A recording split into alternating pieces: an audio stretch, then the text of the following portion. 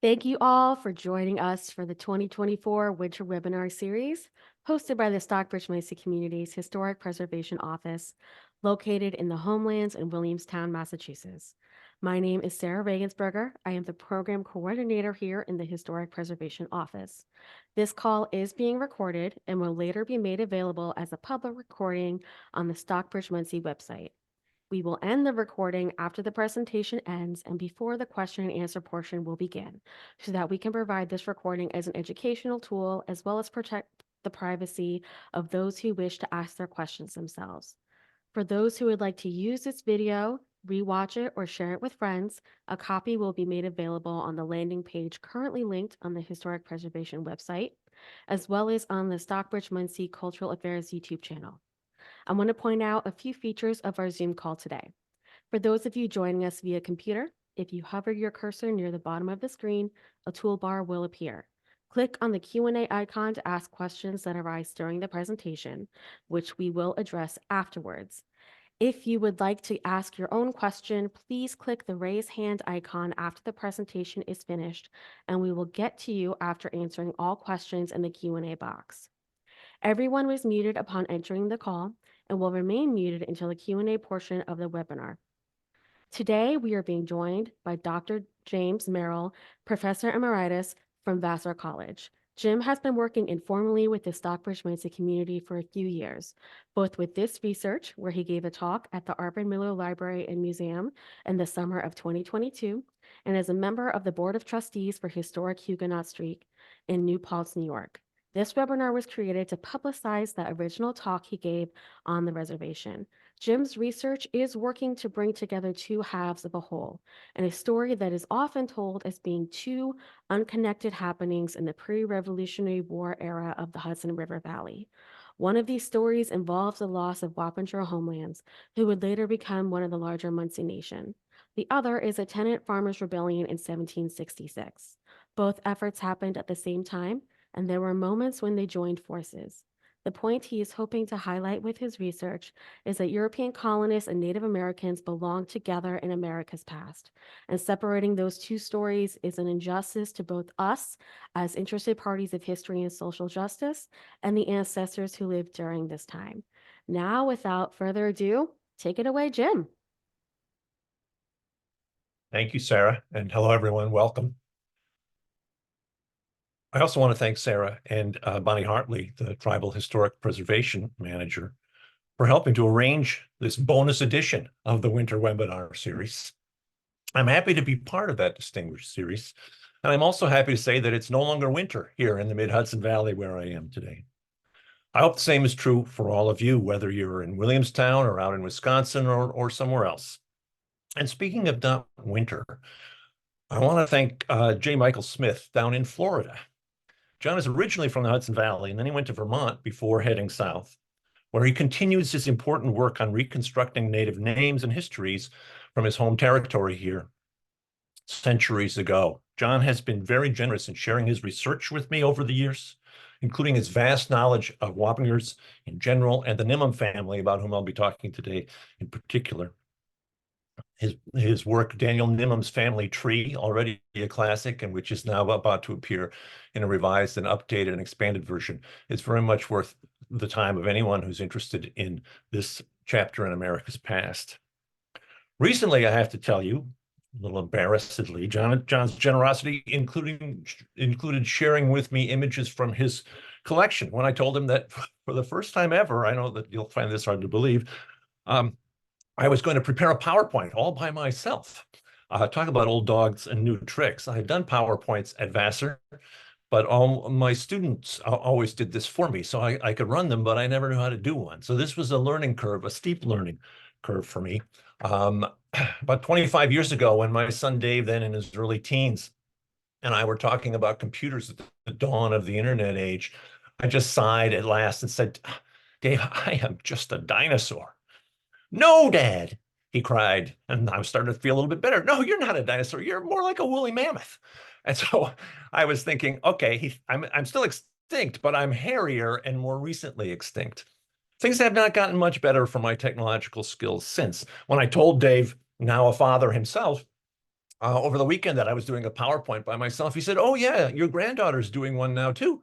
And I said, "Really?" And he said, "Yeah." Of course, my granddaughter is 7 years old, so I'm in good company if I'm with Daphne.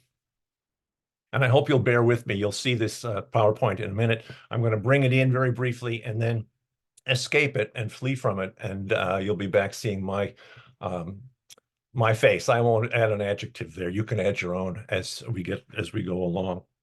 And speaking of Wisconsin, I'm grateful too to Director of Cultural Affairs Monique Tyndall, along with Yvette Malone and Sherry White, for the hospitality they showed me that day in July of 2022 when I sort of invited myself, along with my wife Linda and our ancient golden retriever, to stop by the reservation en route back to our home in Poughkeepsie from our hometowns in the Twin Cities, Minnesota.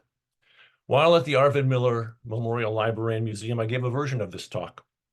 A revised version is before you today. You can see how much revision I was doing just this morning. So if I seem to have gotten lost a little bit at times, it's because I'm trying to figure out what I wrote 2 or 3 hours ago. But I very much appreciated the warm welcome I got that summer day in 2022. A decade or so ago, after Bonnie Hartley had taken up her post in the Stockbridge Munsee homelands and visited me at Vassar College, she invited me to give a talk at a conference in Albany that the Stockbridge Munsee were sponsoring, and that many from the reservation were to attend. I said no. I just didn't feel I knew enough yet about the Wappinger Indians' fight for their homeland in colonial times to spout off about it, though I did go to that conference and another in Stockbridge and learned a tremendous amount.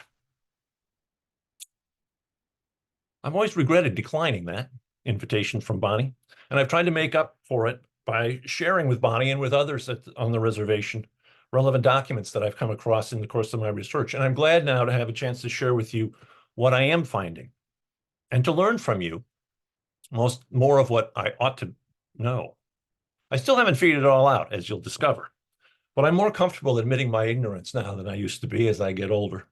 I find humility is in short supply these days among historians and perhaps more generally, but I've come to see it's a central part of any scholar's work, or should be.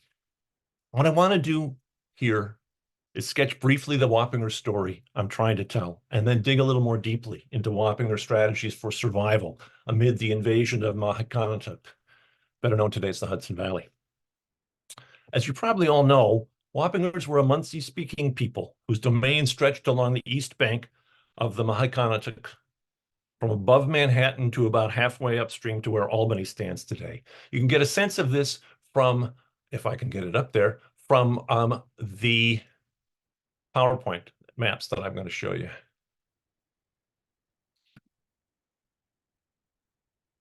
Okay. Okay, the first major step is passed, and I made it. Aren't you impressed? I couldn't find a map that I really liked. And so I have given you 3. This gives you a sense of the lands that I'm talking about. You can see the Hudson River. You can see the Mohicans with the Munsee and the Haudenosaunee to the west there. I kind of wish the state boundaries were not in place, because I'm a big believer that we should show the maps, historical maps of the colonial period as it was, and not with the prospective state boundaries already in place. And here's another map that I also have issues with, because it shows the interstates connecting these various places. But this shows the connections between Wappingers and the Mohican Stockbridge people. A final map that I wanted to show you here, showing the Wappingers' territory a little bit more precisely. As I say, I'm not entirely happy with any of these maps, but I'm not yet, as you can imagine, to the point where I can make my own maps, as I know some of you can. So I'm offering you several that have possibilities here. Wappingers and Mohicans were not only near neighbors, they were close kin. So close that in 1762, the Wappinger leader Daniel Nimham told colonists that Wappingers and another tribe of river Indians, as he put it, called Mahicandas, constitute one nation. And Daniel would have known, for he himself personified that intimate connection. His mother, Nocnamos, was a Mohican from up Stockbridge way.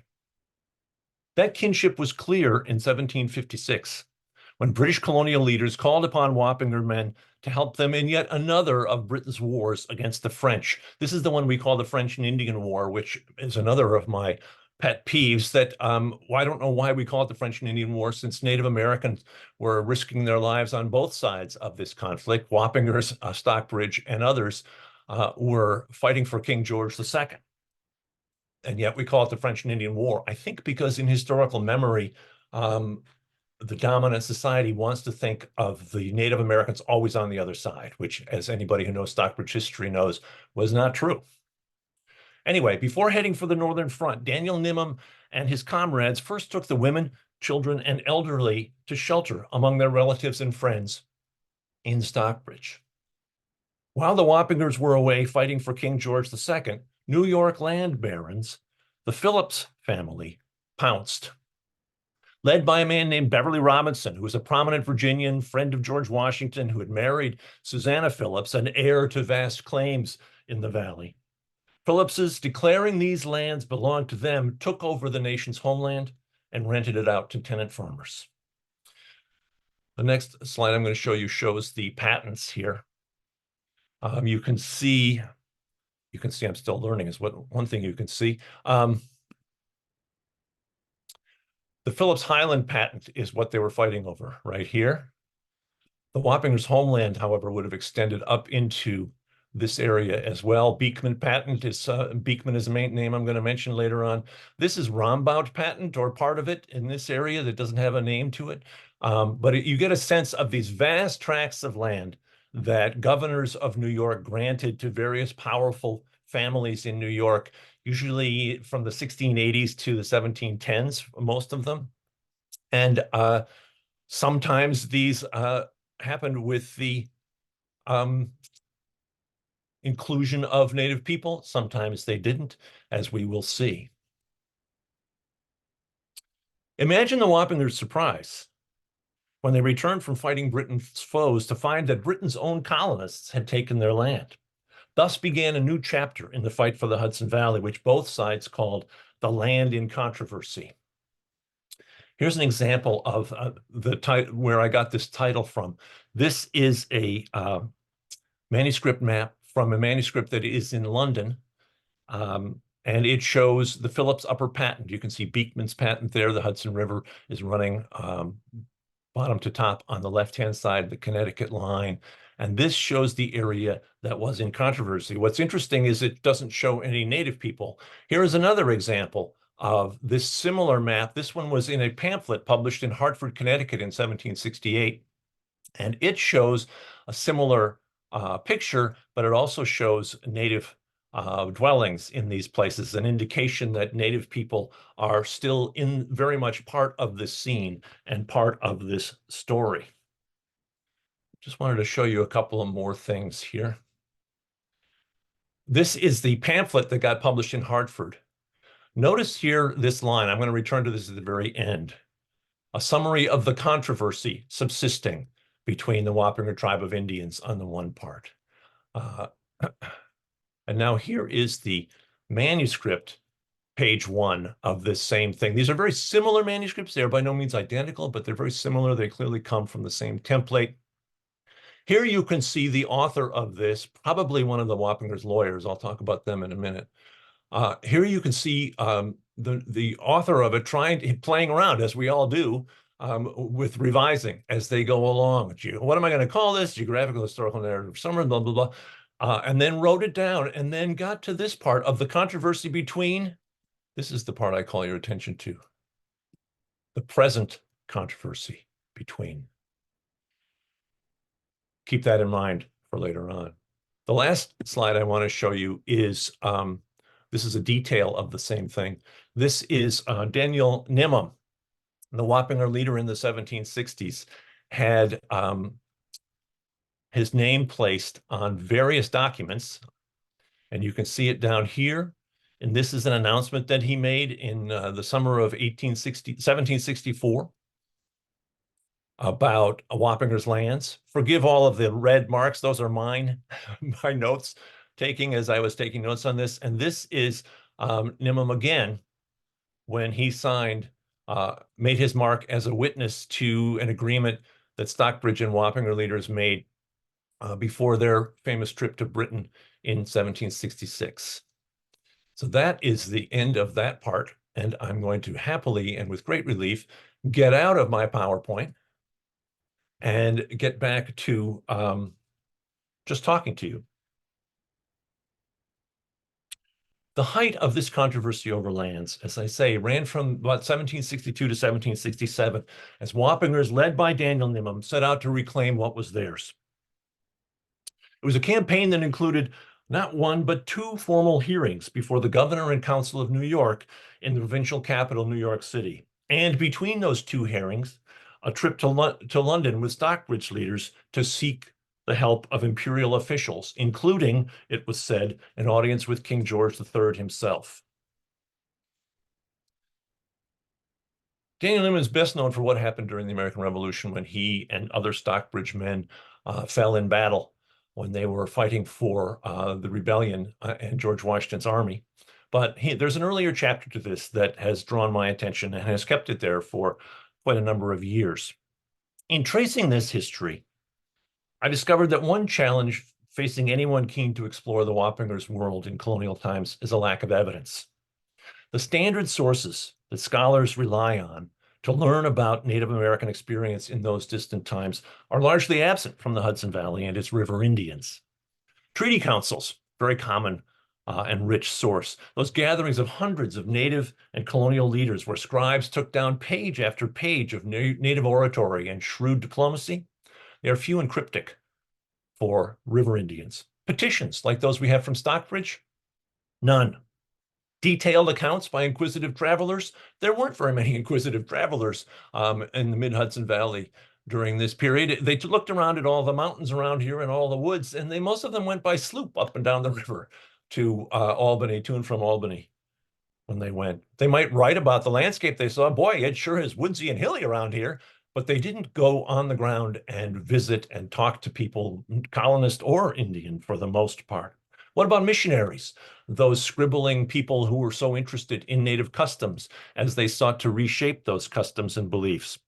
Not in Wappinger country. They were not friendly to missionaries before their Stockbridge days. So the challenge of seeking the Wappinger past is formidable, but it's not insurmountable. Digging around has enabled me dimly to see, I think, how Wappinger's leaders, and I'm going to focus today on Daniel Nimham and his grandfather, the first Nimham we know of by that name, how these two men helped Wappingers find their way across the 18th century in a Hudson Valley where the deck was increasingly stacked against Native peoples. One thing I found is that controversy over this land did not begin in the 1760s with Nimham and Beverly Robinson. It had been going on for generations already, and Daniel's grandfather had been masterful in asserting his people's rights. Some colonists called this Nimham a sachem, others a speaker, others with something of a shudder, a sorcerer, meaning a shaman or medicine man. What we can discover of his career makes the man arguably all three, for he was adept at navigating the new world that was descending upon the valley. One colonial patent holder, Katarina Brett, whose father bought the Rombout patent and bequeathed her 58,000 acres of land there, called this Nimham, her neighbor for decades, an instrument to protect me, and as honest and moral a creature as ever I knew. Brett also mentioned that when she arrived in the mid-Hudson Valley in 1709, her house still stands in modern Beacon, by the way, she found a vast many Indians in this place. Those numbers gave Nimham's Wappingers a certain leeway to take a hard line defending their lands. A delicate line, but a harder line. If a would-be colonial farmer wandered in, decided not to pay any regard to the Indians that were living there, I love that phrase, this guy's recalling, I didn't pay any regard to the Indians living nearby, and simply moved onto the land, he soon found himself to be under a mistake, as this guy put it. So delicately, because Wappingers paid him a visit to explain what's what. One intruder who came actually was able to stay long enough to plant a hayfield, then harvest and stack it. Wappingers burned it. When I asked them why they did this, the man remembered, they said this is upon their land, and that I might not work upon their land without their leave and without paying them for it. Small farmers like that were not the only ones Wappingers confronted. In 1721, when none other than the colony's surveyor general himself, Cadwallader Colden, started running lines in their territory without the tribe's permission, armed Wappingers showed up and, as Colton reported, unhappily, commanded him and his survey crew to halt on peril of our lives. Not only that, the outraged New York leader reported in a huff, they spoke to me with great insolence, using many threatening speeches and barbarous language. Pretty dangerous stuff. I think that these behaviors were performative. The Wappingers, when they burned that man's haystacks, didn't then kill him or drive him off the land. They sat down with him and worked out an agreement whereby he was going to live on the land with their permission. Same thing happened with Colden and his survey crew. Very threatening speeches in barbarous language and threatening their lives and so on. But then Nimam and two of his sons showed up to dicker with Colden. Conversation that led to working out a deal in two separate treaties with New York's Governor William Burnett, convened not in New York City or Albany as usual, but rather in Wappinger territory, thereby offering the Indian nation pride of place. It's kind of like home field advantage. If we're having a talk on my ground, that's an acknowledgement of your deference to me. They not only won that mark of deference, Wappingers also got a large present to renew friendship, a promise that Nimams would accompany all future surveys, and a written certificate of protection from Governor Burnett himself. Surveyor Colden wasn't the last big shot to get a Wappinger tongue lashing. In 1735, another Hudson Valley leader, a man named Henry Beekman, I mentioned Beekman's patent before, wrote a memo addressing Mr. Nimam. This was a memo that Beekman wrote to himself, as near as I can figure out. It doesn't seem to have gone to anybody. I think he was venting. I think he was blowing off steam. I don't know about you, but I've written emails like that sometimes where you don't put the recipient's name. Good advice, by the way. Never, if you're going to write an email where you're venting, don't put the recipient's name in it, or it might get sent by accident. I've not done yet, but it's come close a couple of times. Anyway, I think that's what Beekman was doing. He was writing this to blow off some steam because he was mad. He had just gotten back from a survey expedition with the Wappinger leader, and he was ticked. He felt duped by Wappingers. He felt tricked by Nimam. He felt bullied by Nimam. Among the things he wrote was, "What use is it to buy land of the Indians? If we buy, you will still claim it forever." From there, he went on to a general attack on Wappingers in general and Nimam in particular. "When we colonists first came here," Beekman went on, "you Wappingers were mere brutes. But out of kindness, our forefathers indulged you. Now, even though today you are a conquered people, you still grow worse, for you act like you must be forever our lords." He concluded, "Your boasting threats must be stopped before you grow too insolent."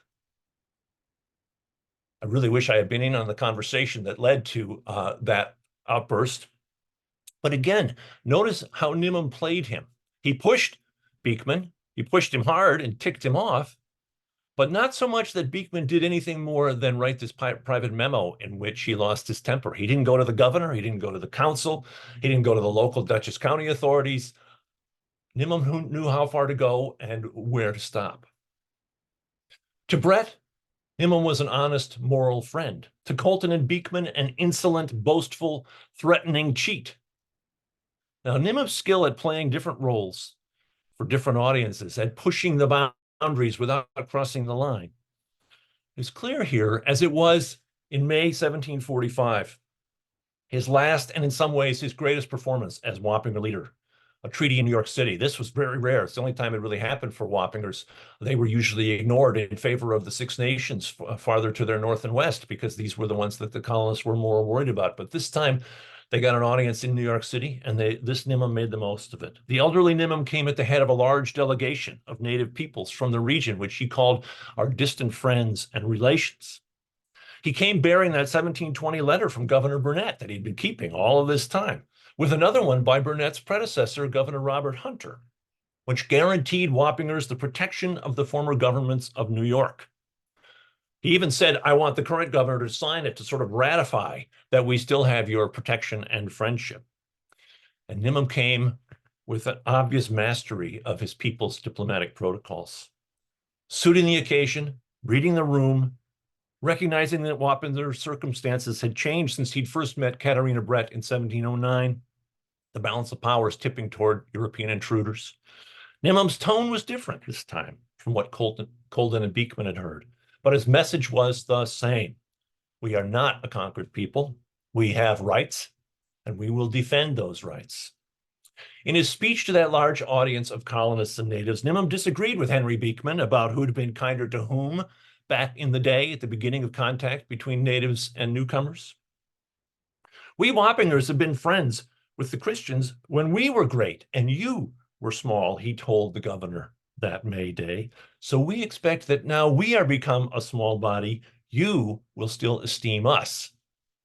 If this sounds familiar to any of you as students of the history of this region, it's because this was a very common sort of statement made by river Indians and others. Hendrik Apamat in the 1790s says things very much like this, the Stockbridge leader, that when you were small, when you first got here, we were kind to you. We expect the same in return now that the situation is reversed. And by the way, Nimham went on that day, again countering Beekman, we're not cheating you on lands, we're being cheated. Listen to his phrasing. We are sorry that when a small parcel of land is bought of us by you, a large quantity is taken instead, while other colonists settle very thick on the land which we never have sold. And we, being unwilling to make any disturbance, hope that you, your excellency, will do your utmost to see justice done them. If this sounds familiar, that's because it is. I came upon, when I visited the reservation, I picked up this flyer about John Quinney's speech in New York in 1854. What does this Stockbridge leader say to his audience 109 years after Nimham? For myself and my tribe, I ask justice. Note Nimham's choice of words here. We are sorry to say that people are taking our land. We are unwilling to make any disturbance. Again, the tone has changed. This is not the way he spoke to Colden or Beekman, but the message is the same. We have rights. We want those rights defended. Soon after that treaty ended in May 1745, Nimham the grandfather went to the land of his ancestors. He was gone, but he was not forgotten. Daniel Nimham clearly remembered him. Born in 1726, Daniel would have known his grandfather, would have known these stories, and would himself have heard that last hurrah at the provincial capital in 1745. For in his speech that day, his grandfather twice made a point of saying, we bring our youth with us that they may bear witness and perpetuate to future generations our talk today. Surely Daniel was among those witnesses. When almost 20 years later, it was his turn to lead his people, he also needed to read the lay of the land, which was turning even more rapidly against natives. By then, colonial population in the valley had exploded. They had settled very thick indeed. When Nimham met Colden in 1721, there may be 1,000 non-native inhabitants of Dutchess County, his home county. When his grandson sailed to England in 1766, there were probably 20,000. By then, colonist land hunger, too, had become an epidemic, as had a virulent form of Indian hating. Surveying this scene from his return from the war in 1761, Daniel knew a Wappinger leader would have to change tactics yet again. Insolent threats? Out. Burning crops? Nope. Eloquent speeches at treaties? No chance, because imperial officials now scorn native nations like the Wappingers as mere domesticated Indians of little consequence or importance. So we don't have to pay any attention to them. We certainly don't have to pay for treaty councils.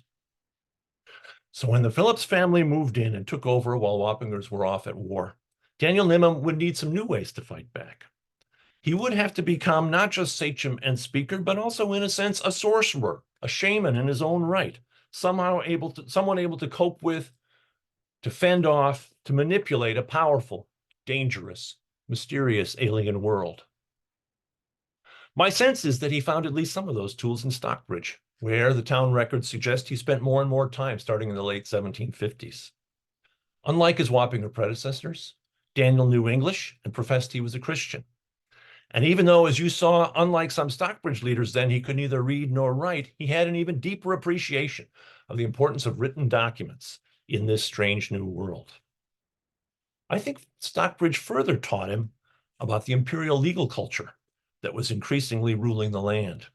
In 1758, the very year Stockbridge folks chose Daniel as a constable, several Wappingers gave him a power of attorney, all legal in colonial terms, to act for them in the colonial realm. Over the next decade, Daniel not only did that, he also sued New York colonists who owed him money, took them to court in Dutchess County, and he even hired lawyers, one from Poughkeepsie, one from New York City, to come up and handle these cases against colonists. I want my money back. And he hired somebody to get it. Well, Nimham's campaign in New York against Beverly Robinson and the other Phillips landlords began in July 1762, when he got word that no less than the great Sir William Johnson himself, the Crown Superintendent of Indian Affairs, the King's man among the native nations of northeastern North America, was passing through Dutchess County. Nimham knew Johnson. Johnson had commissioned him a captain, called him Captain Nimham thenceforth. They met more than once during the wars. He heard that Johnson was passing through Dutchess County en route to his home up beyond Albany. Hearing that, Nimham intercepted the King's man to register his people's complaints. Later that month, Nimham was in New York City himself, giving a history of Wappinger land affairs, supported by a sheaf of papers that he had brought along as evidence, to the colony's Attorney General, John Tabor Kemp. There might have been a hint of his grandfather's tone here. Kemp noted down in his rough notes of that conversation, he complains greatly of being deprived of his lands. I would love to know that, what that complaint sounded like. Meanwhile, Daniel got a letter of recommendation from the Stockbridge minister, Stephen West.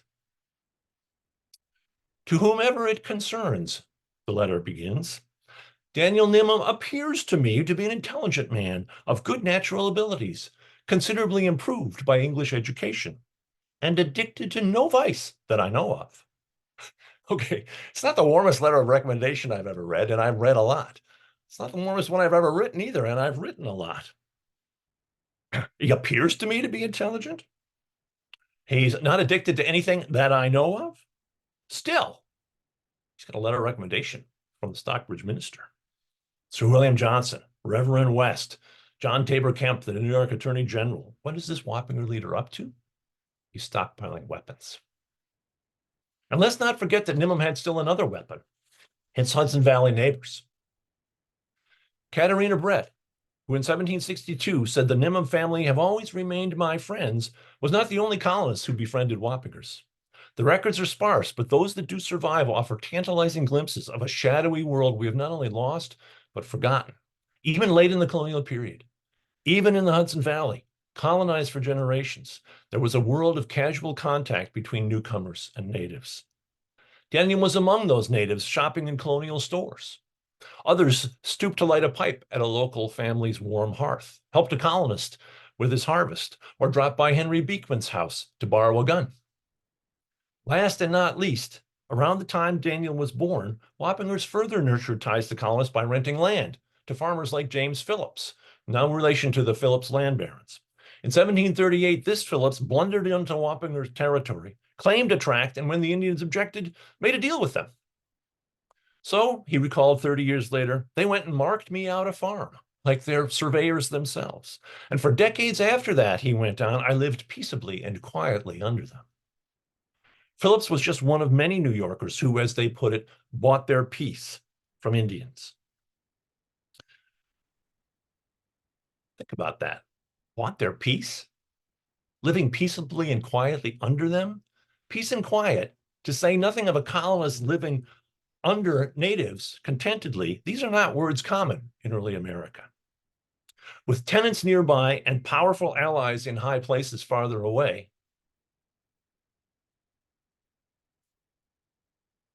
thus armed, Daniel Nimham went to work. In 1764, he and several other Wappingers, claiming they were unskilled in English learning, made one Samuel Merrell, a local farmer who was also fighting the Phillips clan, their legal guardian. Then Merrell and Nimham went around the countryside posting announcements at taverns, stores, and other colonist gathering places saying that these lands belonged to the Indians. not the Phillipses. So anyone wanting to keep his farm has to get a lease from Nimham. If they refuse, Nimham declared, it is my full purpose and intention, agreeable to the learned in the law, in other words, he's got legal advice, very speedily to prosecute every person. Nimham and Merrell found a receptive audience. The Phillips were lousy landlords. They raised the rents, they shortened the lease terms. So many colonists came to terms that fall and signed written leases with Nimham in a form they hoped would stand up in court. So many did so, in fact, that to make things more efficient, Daniel's colonial allies went to New York City or Connecticut or somewhere with a printing press and printed up blank lease forms with Nimham's name on them to handle the land office business. At year's end, Nimham and crew, as they were called, the crew consisted of Daniel and 30 colonists, made it official. They drew up and put their names to a document called Articles of Combination to raise money, elect officers, and plot strategy for helping the Indians and themselves. This young alliance between Wappingers and small farmers died quickly, or rather, it was killed.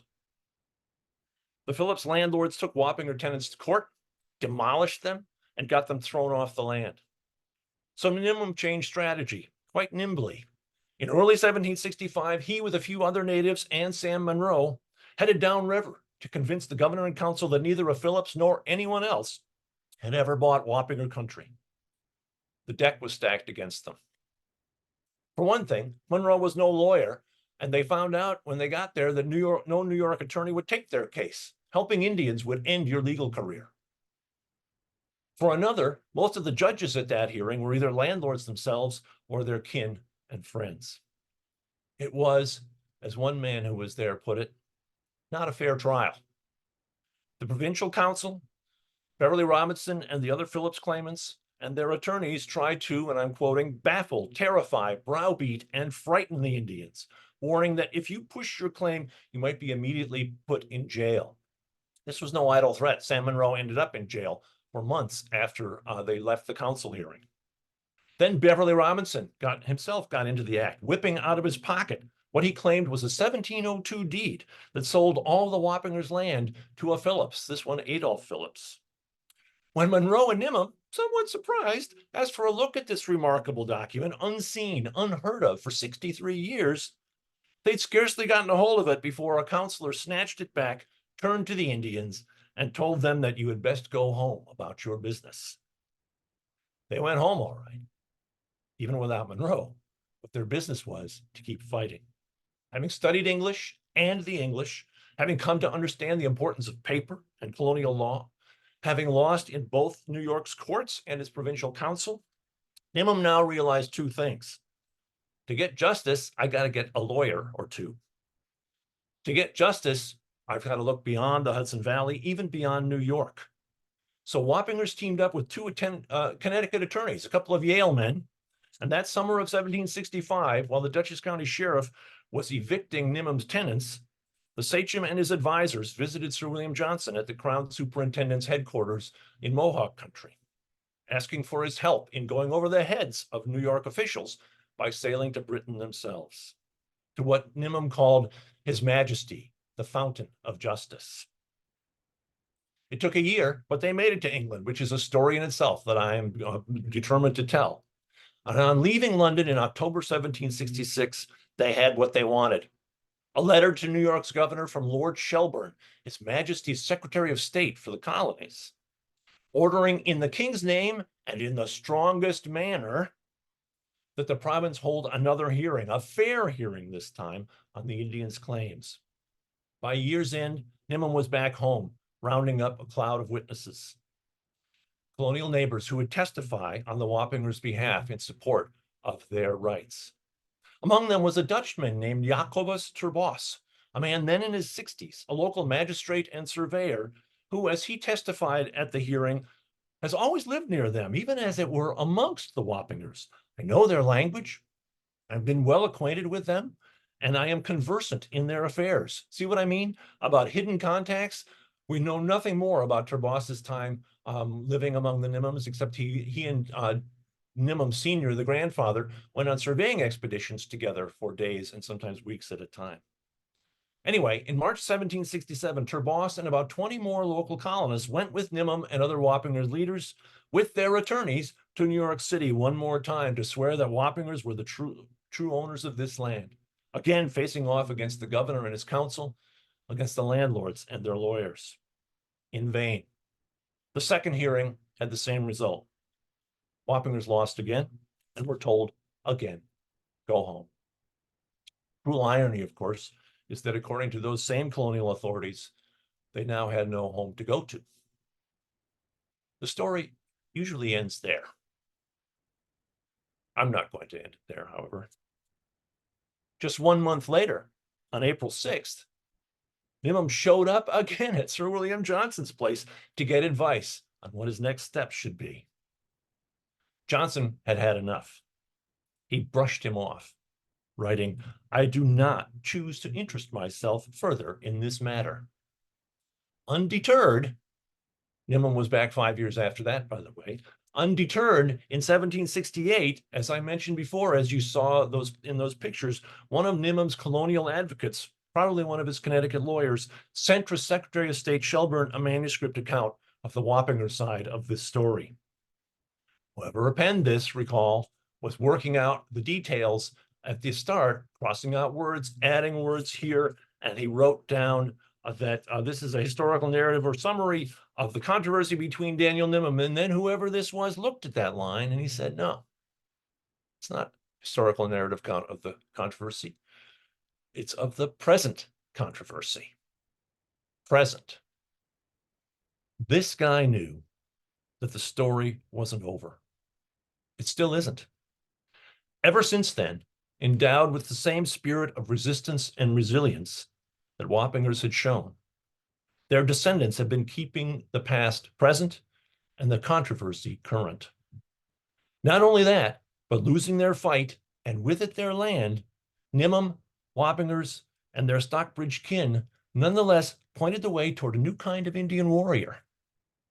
Acquiring deep knowledge of their would-be conquerors' ways and means, raising money, hiring attorneys, lining up witnesses, lobbying officials, demanding justice.